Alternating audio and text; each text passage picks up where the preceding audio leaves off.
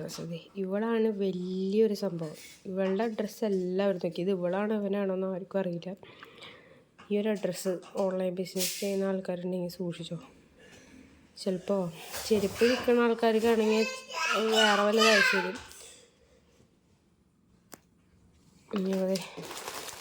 ഇതാണ് എനിക്ക് അയച്ചു തന്ന ഉള്ള പറയില്ല. വായു നല്ല തെറിയല്ലേ. നോക്കി ഇതിൻ്റെ അടിയിലുള്ള ലേബലുണ്ടോ?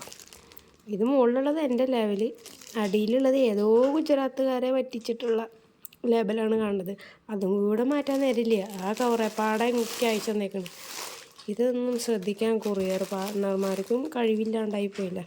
ഇതും പൊട്ടിച്ച് കാണിച്ചു തരാം. ആരെങ്കിലുമൊക്കെ ബിസിനസ് തുടങ്ങാൻ ആഗ്രഹിക്കുന്നുണ്ടെങ്കിൽ ഇതൊക്കെ പ്രതീക്ഷിച്ചിട്ട് വേണം തുടങ്ങുന്നത്. വെറുതെ വീട്ടിലിരുന്ന് കാശുണ്ടാക്കാനായിട്ട് ഓരോ പണി ചെയ്യുമ്പോഴും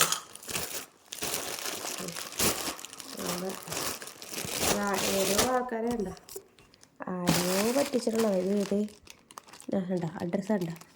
ആ പെണ്ണിൻ്റെ അഡ്രസ്സ് ഇതേതോ ഗുജറാത്തിൽ നിന്ന് ഓർഡർ ചെയ്തിട്ടുള്ള സാധനം. എത്ര രൂപയുടെ സാധനം ഓർഡർ ചെയ്തിട്ടുള്ള പെണ്ണ്? 263 രൂപയുടെ സാധനം ഏതോ ഒരു ഡ്രസ്സ് ഓർഡർ ചെയ്തിട്ടുണ്ട്.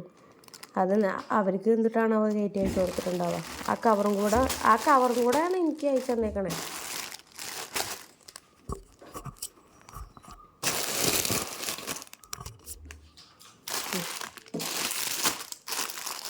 ഇതിന് ഏത് പട്ടികാട്ട ഡ്രസ്സാണോ?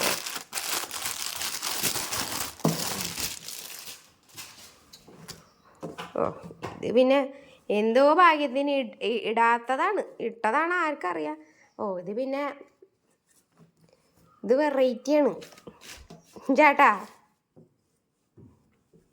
ഇതെന്തൊരു സാധനം? പാൻറ്റാണ്.